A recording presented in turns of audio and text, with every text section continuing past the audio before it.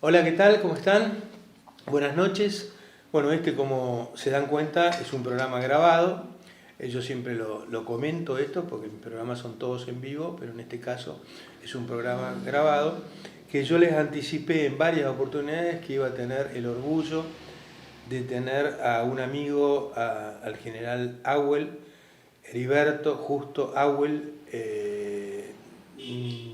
un hombre que conozco de hace muchos años, unos cuantos años como tenemos ambos, y que bueno, he tenido la oportunidad de llevarlo a realizar algunas conferencias y en ellas a través de él me mandé la parte bárbaramente porque es un gol de media, es un Messi del pensamiento, a mi juicio.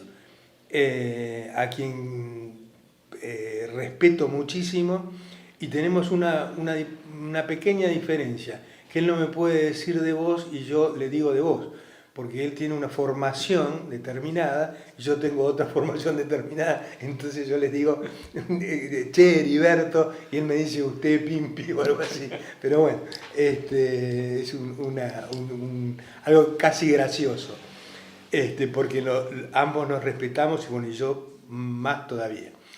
Pero no quiero extenderme demasiado porque no quiero perder tiempo en hablar yo, que me escuchan todo el tiempo y que además no tengo la capacidad del conocimiento que tiene, de tanto tiempo y de tanto estudio. Heriberto tiene títulos, bueno, además de ser militar, general y haber participado y haber estado, bueno, ahora me comentaba hoy en Egipto, en batalla que le pasaban los cañonazos por arriba y por abajo y se metía, estaba dentro de un pozo, bueno, y una cantidad de cosas. El canal de Suez. En el canal de Suez, claro, ahí separado. Pero también, bueno, licenciado en Administración, en Derecho Político, en Derecho Internacional, no sé. Relaciones internacionales. Relaciones internacionales. Ante todo, gracias por estar, muchísimas gracias por venir, y bueno, y espero que la pases bien. Pero más que todo espero que nuestra gente, la de Capitán Sarmiento, que tenga la posibilidad de escuchar desde tu versión personal, porque tus videos algunos los he pasado en televisión. Bueno, vamos a empezar por dónde empezamos de todo tu conocimiento que tenés. Por ejemplo, podríamos empezar por ¿qué se considera delito de lesa humanidad y de dónde proviene el delito de lesa humanidad? A ver, dale. Sí. Lesa humanidad, primero quiero agradecerte la invitación. No, por favor. No conocía Capitán Sarmiento, no sabía que Dominguito tenía un partido y una ciudad con el nombre de él. Bueno, en segundo término, el hecho de conocer a la señora, a tu casa, así que te agradezco enormemente. Un día de descanso para mí, viniendo al interior de la provincia. Lesa humanidad. Lesa humanidad es crimen contra la humanidad. Típico de lo que nuestras abuelas llamaban los hechos de los desalmados. ¿Y qué es el alma? El alma no es una cuestión tan etérea que no podamos entenderlo. El alma es la inteligencia, que nos diferencia de los animales, el afecto que traemos en el mesencéfalo al nacer y que el bebé demuestra con su boca adhiriéndose a la madre, el afecto, la sensibilidad. Y en tercer término, algo que construye la mamá, la maestra de escuela primaria, los padres, que es la voluntad. Es decir, inteligencia, afecto y voluntad son capacidades espirituales humanas, claro, que exigen educación. La educación va dirigida al espíritu. La instrucción va dirigida a la destreza. Cuando se habla de crímenes contra la humanidad, se habla de actores que los cometen que están desequilibrados. Que estas tres capacidades espirituales tienen indudablemente caídas. Están en crisis. La peligrosidad que tenemos con un hombre muy inteligente tiene los afectos hoy por el techo y mañana por el sótano. Es un hombre peligroso. O tener un equilibrio emocional, inteligencia y no tener voluntad para la acción. Entonces, es el hombre que no sirve para operar. El equilibrio en la persona es lo que da diferencia a una persona de un individuo. El individuo es un desalmado. La persona es alguien equilibrada con la cual podemos entendernos, podemos llevar adelante una amistad, una relación. Es más, dentro de un conflicto podemos acordar. No podemos acordar con el individuo, con el hombre que cierra su capacidad de diálogo por sus propios desequilibrios. Esto mismo puede ocurrir con las sociedades. La sociedad es el agrupamiento de las personas o individuos. Pero, ahí va la pregunta, al delito de lesa humanidad con respecto a lo social y cómo se está mal usando en nuestro país. Exactamente. Bueno, cuando llega al poder un desalmado, acomete delitos de lesa humanidad. Ahora bien, ¿por qué en nuestro país, en este momento, se está empleando esa figura que no existía en ninguno de nuestros códigos? Porque en Nuremberg se inician los juicios contra criminales de guerra, que no son más de 12, y que habían llevado adelante operaciones que vulneraban a los acuerdos previos.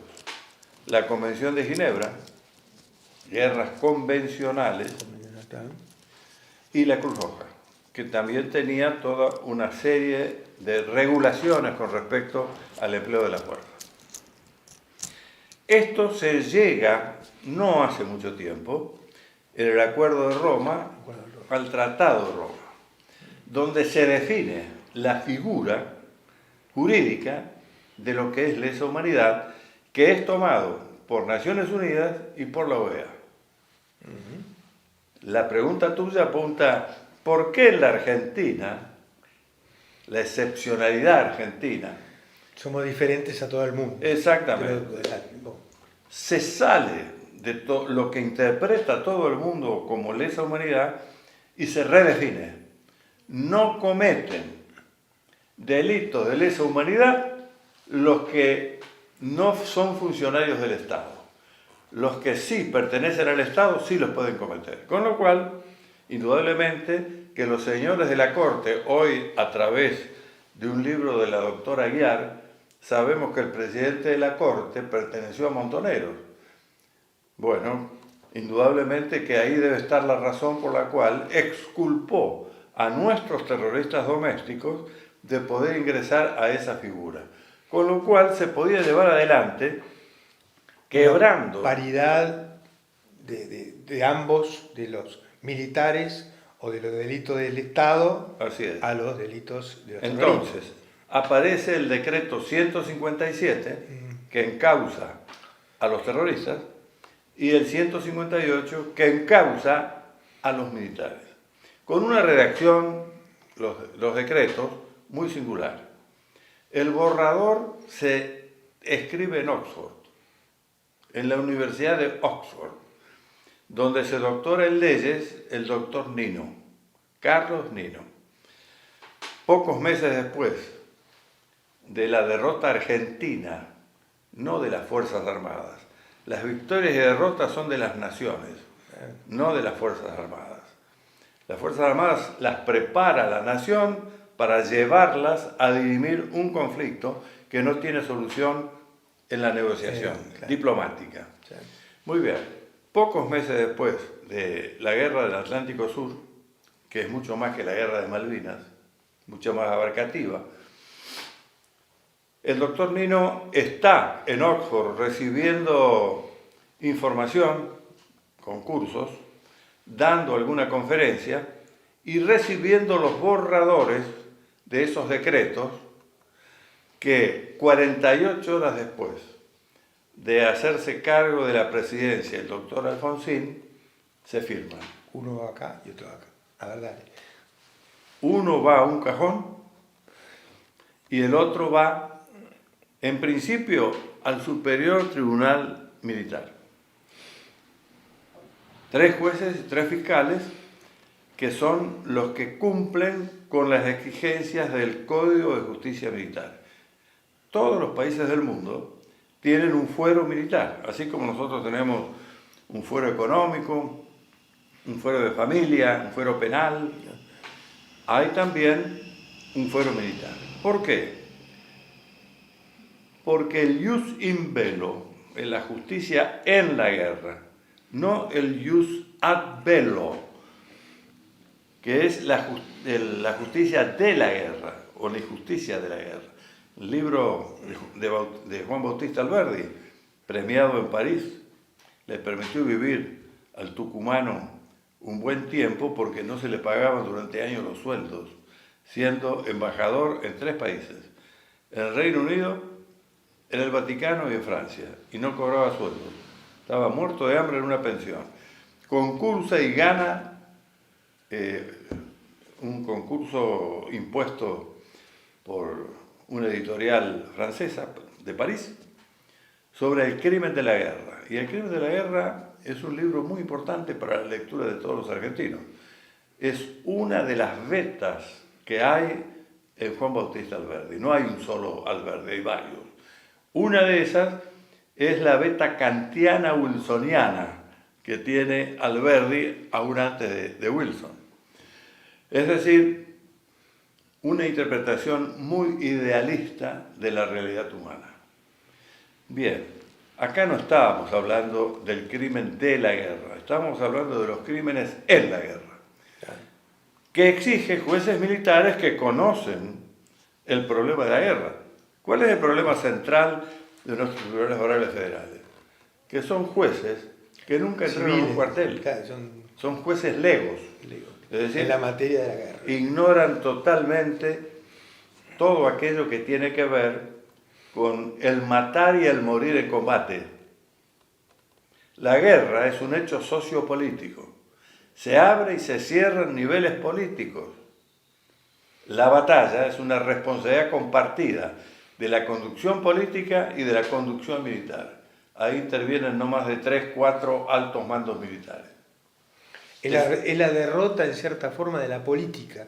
Cuando los políticos no pueden llegar a un acuerdo, se transforma en la guerra. Fracasa la diplomacia. La diplomacia la alternativa es la guerra. La guerra, exacto. Y después la guerra, a su vez, tiene... Te estoy hablando para Doña Rosa, a ver si me explico. Por ahí si charlamos solos, nos entendemos mejor. Pero para que Doña Rosa entienda, para que todos entiendan. La guerra también tiene todo, como dijiste, el luz in bello, es decir, tiene una justicia determinada interna, porque son los que saben cómo se maneja en la guerra. Pero además hay delitos que no se pueden cometer en tiempos de paz. Y hay una disciplina que no tiene delitos para el civil y sí lo tiene para el Código de Justicia Militar. Cuando se aprueba el Código de Justicia Militar argentino, quien defiende esa posición en el Congreso es el doctor Pellegrini. Y el doctor Pellegrini, que era coronel de las milicias de la provincia de Buenos Aires, les dice a sus colegas: no se puede juzgar a un militar con la misma métrica que a un civil. El militar es un hombre que habla, que camina en forma distinta, pero además tiene armas entregadas por el Estado y las puede usar, razón por la cual tiene que tener penalidades mucho más fuertes que el delito del ámbito civil, que la que está en el Código Penal. Pero además, tenemos que ir al corte, pero además en el Tratado de Roma vos lo vas a decir mejor que yo no lo sé expresar como corresponde. Hay de lo que se denomina delitos de lesa humanidad, están ambos, los del Estado, y es el ataque de un grupo armado a una sociedad. A una sociedad. ¿No? Que puede ser del Estado, claro, o privada, por decirlo. La Corte Argentina, la diferencia que tiene con el concepto del Tratado de Roma es que dice que solamente las pueden llevar adelante funcionarios del Estado. No dice así el Tratado de Roma, que es lo más vigente de todo esto que estás hablando. El mundo entero es universal. Y que el mundo entero lo ha aceptado, pero nosotros no. Ha ingresado al derecho internacional público y ha ingresado al conocimiento técnico de los especialistas. Yo no puedo usar un concepto en Alemania y otro en la Argentina cuando estamos hablando de la misma cosa. Tiene que ser un concepto igual para poder entendernos. Es como si habláramos distintos lenguajes y no nos entenderíamos. No entendemos nada. Entonces, los conceptos tienen que ser porque están aprobados internacionalmente. La excepcionalidad argentina hace esto por razones ideológicas y políticas internas, con lo cual quebranta al sistema judicial, en particular al sistema penal federal. Hoy, y poca gente, para doña Rosa, sabe de estos dos decretos que igualan estas dos posiciones del Estado, de la guerra, esta guerra que tuvimos, con respecto a lo que manejó el Estado y con respecto a lo que manejó el Estado, que uno fue encajonado, está el decreto, pero está cajoneado, y el otro es el que está vigente. Así es. A punto tal de que el fiscal que tiene en sus manos al decreto 157 avanza enormemente y tiene una cantidad impresionante de documentos para inculpar al terrorismo. Es trasera que tiene el otro, una vez que porque acá de por medio es que durante 6 meses esto está en su lugar, está en el Tribunal Superior Militar, en el Tribunal Supremo de las Fuerzas Armadas. A los 6 meses se lo retiran por no haber llegado a fallos. Bueno, ese es otro tema, que lo vamos a hablar ahora después del corte. Un gran tema. Vamos al corte, por favor. Vos te estás delirando mucho, te vas por allá, por arriba, y la gente no entiende. Ahí doña Rosa me llamó por teléfono y dice, no le entiendo al general. A ver. Vamos a hacerlo lo más sencillo. Bájalo. Acá hubo que acomodar ciertas cuestiones que vienen del derecho internacional, de la política internacional, que vienen de las relaciones internacionales nuevas, a la situación interna. ¿Por qué? Bueno, ahí ya empezamos otro tema. Porque desde el año 59 hay una invasión cubana por las quebradas del norte sobre Salta para conformar ahí una escuela de cuadros de guerrilla para una revolución marxista. El comandante Massetti. Con los suturuncos. Bueno, era anterior, sí. Dale, claro. Es decir, la conducción estratégica estaba afuera, no teníamos aquí formación de guerrilla, entonces venían los instructores cubanos, el capitán Peña, que fue devuelto el cadáver hace poco tiempo, y al llegar allá lo ascendieron a general para enterrarlo, con honores en La Habana. Toda esa gente fue sorprendida de forma casual por una cajera de un supermercado. Por un vuelto mal dado, dio el comentario corrió, se enteró la inteligencia, lo fueron a buscar y se encontraron con una base baja en Orán, la base alta, para formar los cuadros sobre los estudiantes de la UBA, de la Universidad de Buenos Aires, todos chicos de 17, 18, 19 años, que nunca habían estado en el monte, había que hacerlo en forma, digamos, ir llevándolos de pausada, claro. Entonces, tenían un periodo en la ciudad de Salta, en un sótano de una escribanía, donde se los adiestraba ideológicamente. De ahí pasaban a la base baja, que todavía estaba en el monte bajo y con facilidades, y ahí pasaban ya a la montaña montuosa para vivir con los medios que había en el lugar. Te hago un paréntesis. ¿Vos viste la bandera con la hoz y el martillo Sí, enclavada en territorio nacional Sí. en un en Fama y Ya. campamento, ¿no? En Fama y Ya. Cierro el Hacía paréntesis. 3 meses que estaba en el mástil de la plaza. Es decir, Escucharon, ¿no? La bandera con la roja con la hoz y el martillo que manejaban estos paré el chicos. coche, me bajé en la plaza cuando vi esto y hablé con un viejito que estaba ahí y me dice, yo era secretario general de la FOTIA. La FOTIA era el sindicato, el gremio de los cañeros, azucareros.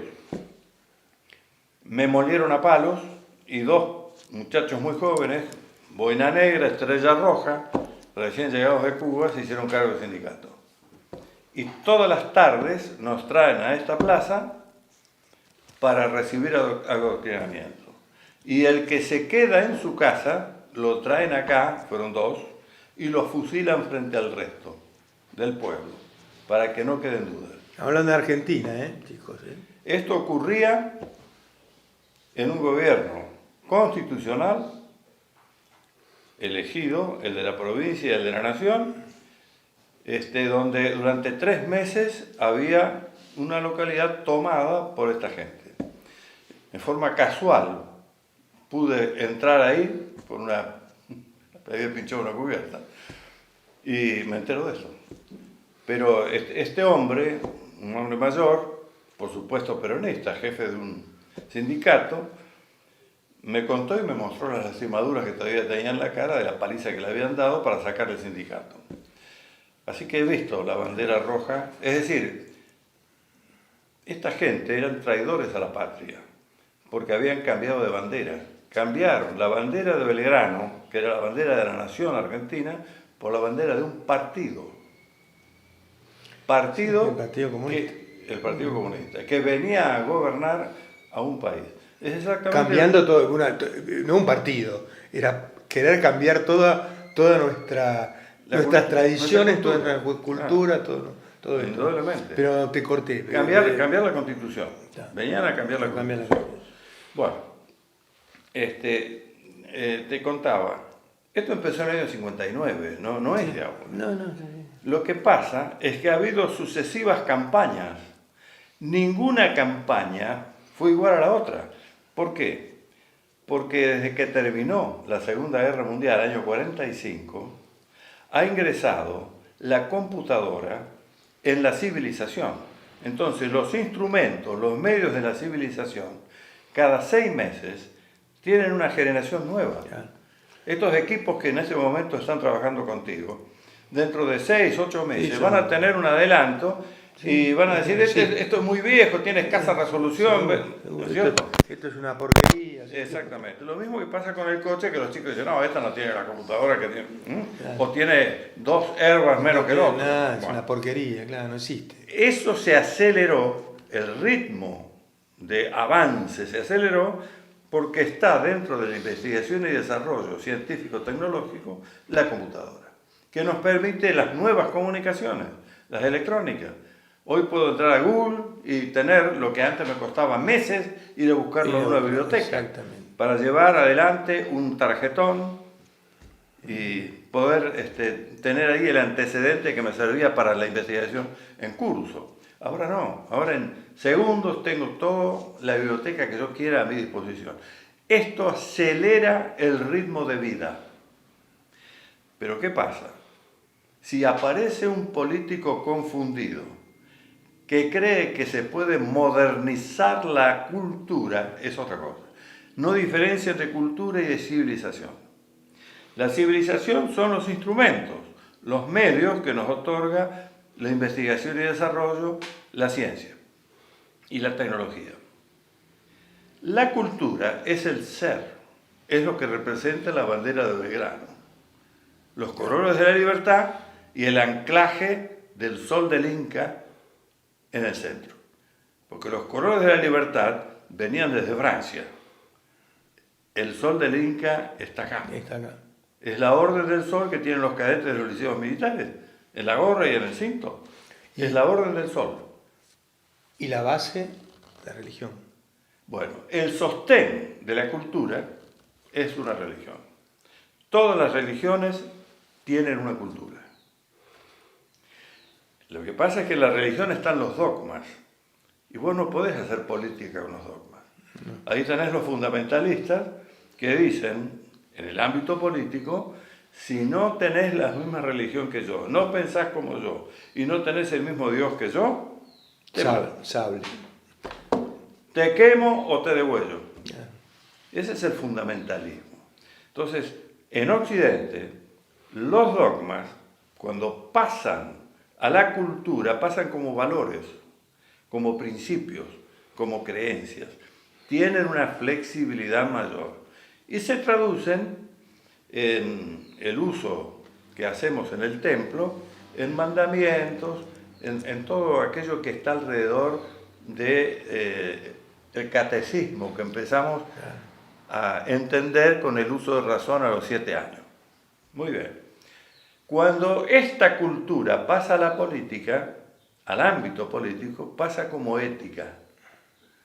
La ética es la forma en que se desarrolla la conducta política, es decir, que de la persona pasa a la sociedad. La polis da la política, la polis es la ciudad, es la sociedad, que tiene en su conducta diaria, esta que estamos ejercitando en este momento, usos y costumbres. El respeto, una forma de vestir, una forma de decir, una forma de servir un café. Es decir, esto es lo que... Yo te va No, ya lo tomé. Y eso tiene que ver, después Tiene que ver. Pero con el relato oficial me parece que Tiene que ver, se da de patadas. Che. Los políticos confundidos, y esto lo decía la Divina Comedia, no es que lo haya inventado yo, el político y el intelectual confundido, que quiere modernizar a la cultura, nos cambia la identidad, nos cambia los valores, los relativiza. Sí, pero ahora ya no es como antes. ¡Y tenés que ser más moderno! Y empieza a golpear la forma de ser que da el bien vivir. Mientras estos señores... Habíamos visto antes del bienestar y del bien vivir. Yo lo quería para el final esto, porque cierra muy me gusta mucho. Buscando el bienestar, pierden el bien vivir. Porque en castellano, a diferencia del inglés, tenemos dos verbos, el estar y el ser. El to be, en castellano, están separados. En inglés tienen un solo verbo, to be, ser o estar. Ser, estar. En castellano hablamos del estar y el ser. Y del estar, claro. ¿No es cierto? Esto ha sido tremendo para nosotros. Esto no comenzó acá. Esto comenzó con Herbert Marcuse, un tocayo mío, Heriberto Marcuse, alemán, sí. que es el primero que lanza la pelota desde las universidades alemanas. Terminan con el hippie. Vive como quieras. ¿Por qué? Dale, que va. Porque acá va a haber una guerra nuclear, todos estamos muertos. Todo se termina, métanle, muchachos, vamos. Exactamente. Que se acaba el mundo. Quebraron todo lo que las abuelas decían que era la decencia del hombre. Las abuelas analfabetas nuestras decían y le exigían, porque eran cultas, eran analfabetas con una enorme cultura. A lo mejor no eran civilizadas, pero eran cultas, porque tenían valores asumidos y se los exigían a sus hijos. Eran una conducta que en la escuela se llama educación. La maestra que instruye y no educa no forma personas, forma individuos. Y son los que matan por un par de zapatillas, porque están desalmados, no tienen un equilibrio espiritual, que es lo que dijimos al empezar la charla. Claro. No entienden lo que es el espíritu de un hombre. Entran dentro de los delitos de lesa humanidad. Exactamente. Nosotros somos una economía física y un espíritu, pero están incardinados. Una cosa y otra es una sola cosa. Entonces ahí está lo que hay que entender y es lo que forma la mamá, la maestra, los medios de comunicación.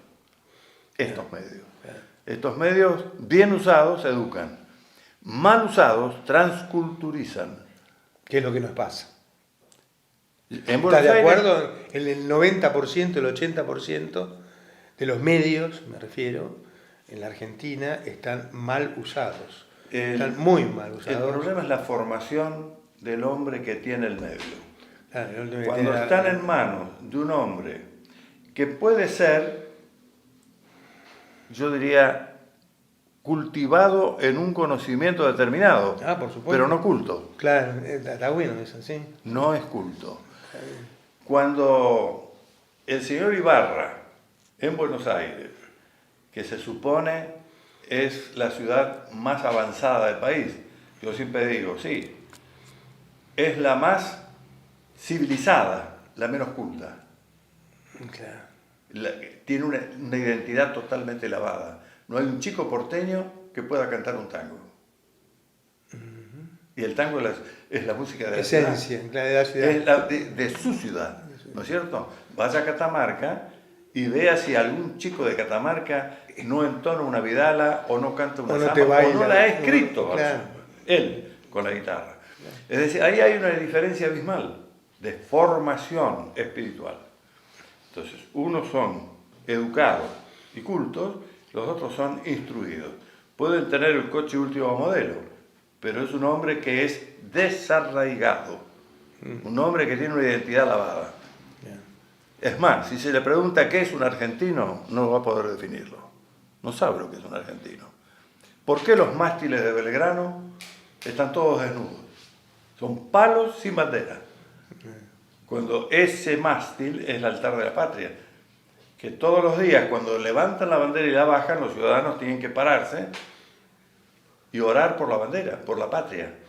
Cuando a veces que pasan el himno, esas cosas, en algunos lugares y la gente camina y habla y dice, ¿qué tal? ¿Cómo te va?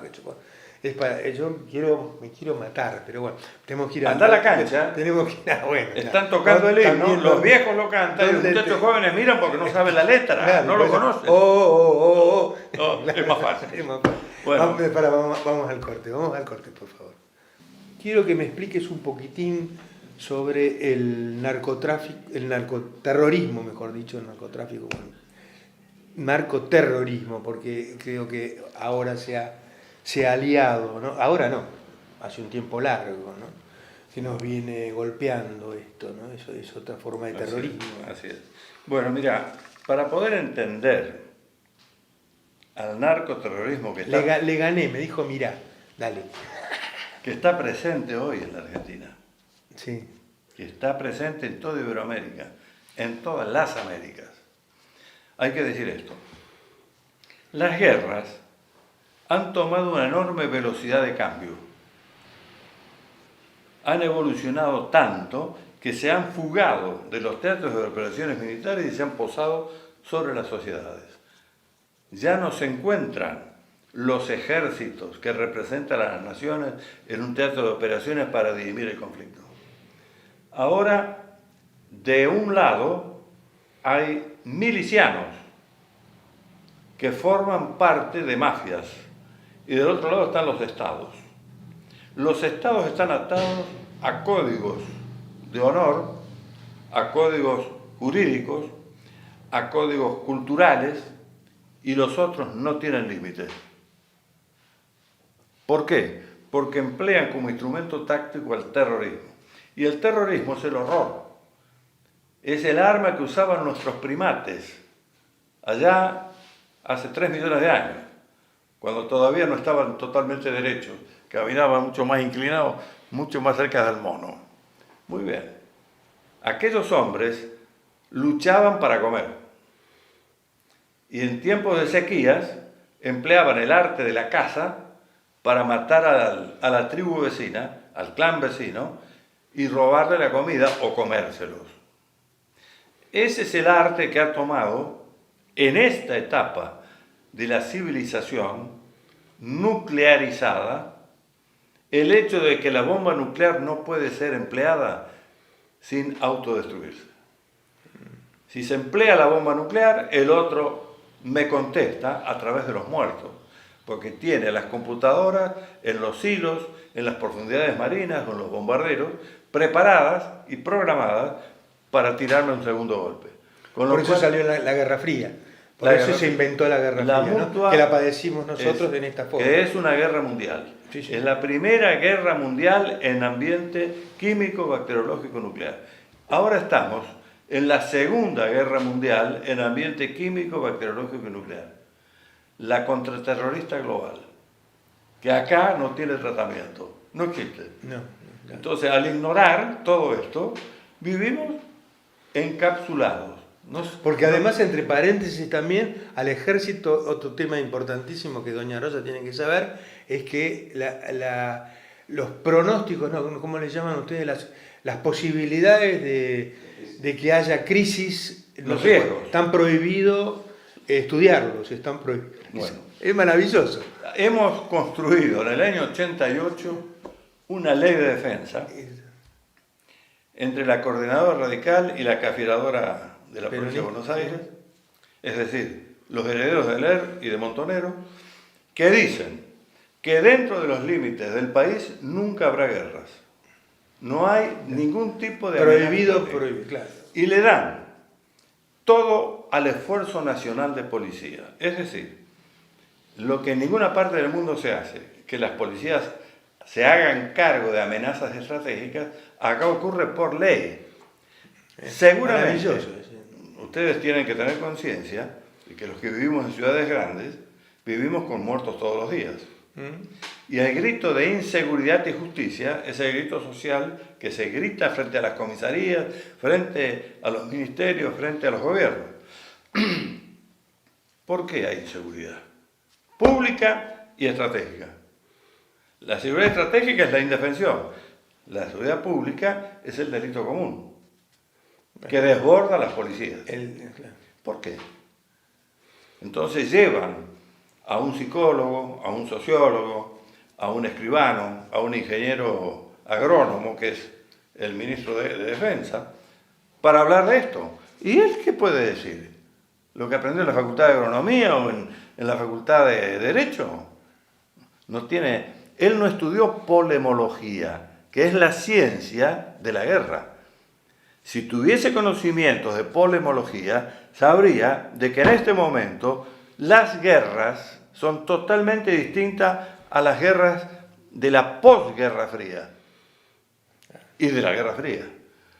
La diferencia entre la Segunda Guerra Mundial, clásica, convencional, submarinos, bombarderos, tanques, pasamos a la Guerra Fría. No hay submarinos, no hay tanques, no. Pero había un conflicto tremendo con una creación de arsenales descomunales para destruir el mundo, que obliga a tener teléfono rojo a los dos presidentes de las superpotencias. Muy bien. Esa guerra termina. Es la quinta esencia de una estrategia. Implosionar a un imperio sin tirar un tiro. El arte de Reagan. Algún día se le reconocerá al presidente Reagan haber implosionado un imperio que quería dominar al mundo sin tirar un solo tiro. Ayudado un poco por el Papa, ¿no? Por Juan Pablo II, que hizo retroceder los tanques de Polonia. No, se nos va el tiempo y quiero que me comentes un poco que te has metido política ahora. Mirá, después de tantos años, el tipo. A ver. A mí me dicen en mi casa que tengo que estar cuidando a los nietos. Y es cierto, ya tengo que estar cuidando a los nietos. Pero ¿qué pasa? Hemos ido a hablar con todos los dirigentes políticos. Le hemos dicho, la guerra civil argentina, como lo dice Alberdi, nació el 25 de mayo de 1810. Tirios y troyanos, en la última etapa que cabalgó el proceso revolucionario, era peronista, antiperonista, década de 40 y 50, que es cuando yo egreso del colegio militar. Y viene la seguidilla de golpes de Estado, todos cabalgados por el proceso este revolucionario. Cuando le preguntan en Lima a Gorriarán Merlo, el comandante revolucionario con más combates peleados, asesor en Italia de las Brigadas Rojas. Una de las últimas cositas que hizo es lo de la tablada.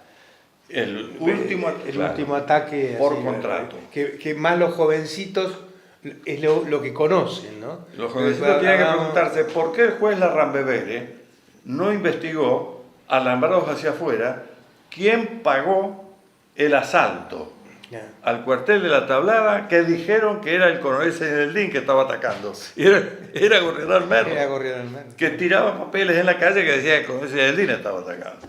Bueno, hemos vivido entonces en el relato, que es una narrativa, técnicamente en ciencia política se le llama falacia. No es un error intelectual, es una narrativa que se crea para poder operar sobre la falsedad.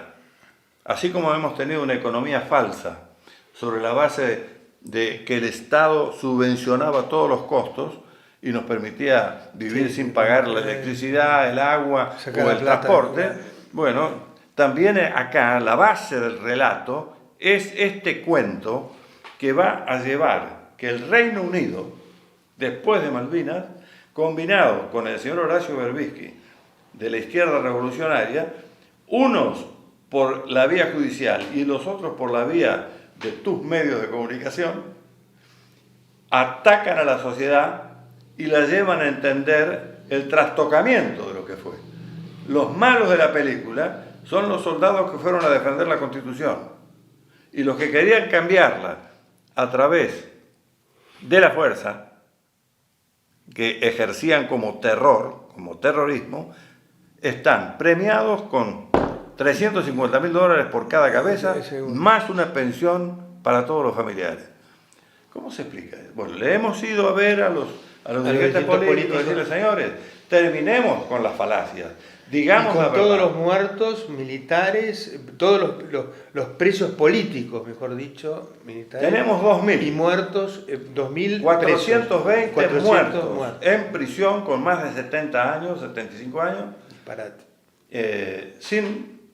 Sin tener conocimiento, la mayor parte de ellos, cuál fue el delito que cometieron. Usted estaba en tal lista. Usted no puede ser que haya ignorado esto porque estaba en tal parte. Hay un cuento, pero tenemos que ir a lo tuyo, pero contame rápido que dijeron que estaba en un lugar y se había casado un milico que se había ido, estaba en viaje de boda. Dale, contale. Sí, bueno, contale a la gente. Un correntino. A ver. En Corrientes sucede esto. Este subteniente se pone novio con una chica estanciera. Cuando le sale el pase, el padre de la chica y toda la familia dicen, no se vayan. Nosotros tenemos todas hijas mujeres, quédese usted a administrar la estancia. Lo hace. Por supuesto, años después, por la capacidad que tenía este hombre, pasa a ser presidente de la ¿cómo se llama? La sociedad rural. De la sociedad rural sede Corrientes. Lo castigan por eso. Y le crean 2 testigos falsos que dicen que ese día, a tal hora, lo torturó a uno y lo mató al otro. Y este viene y dice, mire, en esa fecha yo estaba en viaje de bodas en Francia con fulano, acá está el álbum que normalmente hacen los novios. Los pasajes. Acá está el pasaje con la fecha. No. Entonces varían, dicen, no, que se equivocó. Es el año siguiente. Claro. ¿No es cierto? Bueno. Uno se ríe, pero es está preso. Ese hombre sigue por vida en la cárcel. Cuando lo pusieron en la cárcel hace 12 años, tenía 45 años. Fíjese, va a morir en la cárcel por algo que ni siquiera él sabe de qué se trata. Bueno, de esos casos... Bueno, vos te vas a meter entonces ahora hemos ido a ver a los dirigentes. En una lista... En forma privada nos dicen, lo sabemos. ¿Y cómo no? No lo podemos decir. No se puede tocar, ¿no? Porque políticamente es incorrecto.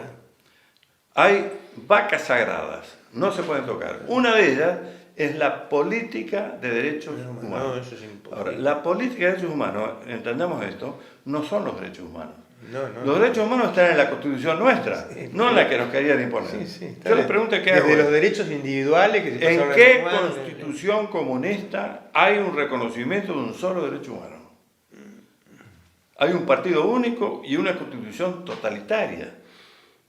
Los derechos humanos están en la libertad, no en el totalitarismo. Muy bien. Nosotros fuimos a defender los derechos humanos. En el trastocamiento que trae el decreto 158, da vuelta Y el éxito en los combates es el fracaso en la batalla y el fracaso en el nivel político. Todo gira. Y el vencedor de ayer hoy es el derrotado políticamente. Por eso son presos políticos o prisioneros de guerra. Las dos visiones, según se hable. Y según hablemos nosotros, porque ellos no reconocen que hubo una guerra. No reconocen una guerra porque si hubo una guerra tiene que estar en los tribunales militares. ¿Cómo están acá?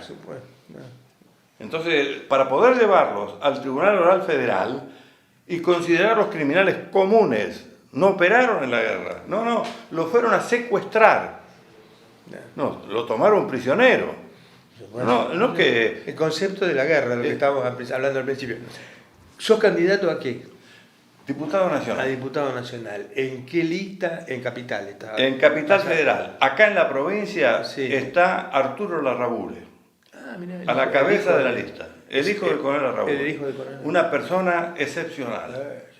No solamente por sus conocimientos, por su equilibrio, sino porque es un hombre intachable desde el punto de vista moral como lo era el padre de él. Recuerden que el padre fue torturado a lo largo de todo un año y no entregó los secretos militares que le pedían, que era el combustible para los misiles, porque era un ingeniero especialista en combustibles líquidos. Ese hombre va acá en la provincia, nosotros vamos en la ciudad. Acá en la provincia el partido se llama Todos por Buenos Aires. En la ciudad se llama El Movimiento. Y vamos a buscar la posibilidad de llegar a las comisiones de defensa y llegar a los recintos para que escuchen lo que ellos dicen que es políticamente incorrecto. La otra versión de lo que... ¿No es cierto? Y lograr la pacificación nacional. La Argentina no puede... Esto que llaman la grieta tiene en su base, en su cimiento, a este problema. El problema social se deriva de todo esto. Si no arreglamos el cimiento, no arreglamos la casa. Entonces hay que buscar la pacificación nacional, que es la solución de una guerra civil revolucionaria. Cerrar la guerra civil revolucionaria. La revolución tiene su continuidad, sigue. En muletas. El primer país que derrota la revolución. Venía del 59, dijiste, fue cambiando, fue rotando, y ahora tiene un impasse hasta que... En diciembre del año 15, el actual gobierno pasa a ser la vanguardia contrarrevolucionaria en todo el continente, en todo el continente iberoamericano. Por eso es que la primera declaración del nuevo presidente Macri es aplicar la cláusula democrática de la OEA con respecto de Venezuela. Recién hoy lo largaron a López, cuando el agua le llega a los ojos, no a la nariz. A prisidio domiciliario, por supuesto. Para bajar, claro, por lo menos bajar los niveles del conflicto. ¿Por qué? Porque los pueblos iberoamericanos nacieron al ritmo de la libertad.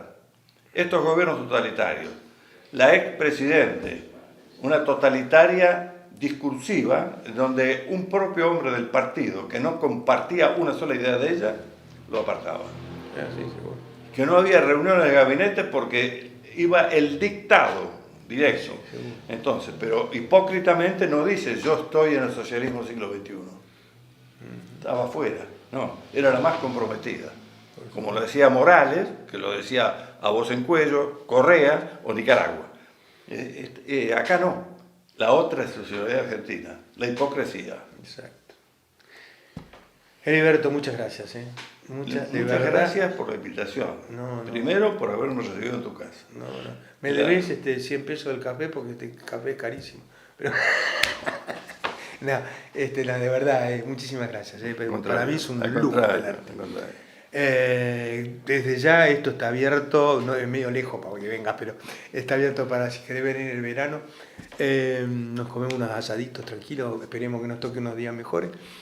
Pero bueno, yo nada más que agradecerle a Heriberto que se haya, al general Awel, usted general Awel, que haya venido hasta acá y me haya dado este gusto y este placer que he estado esperando hace mucho, como un año que les conté a algunos de ustedes, se acordarán que iba a venir mi amigo el general Awel y bueno, y hoy se ha logrado. Será hasta la próxima a mi manera. Muchas gracias. Chao.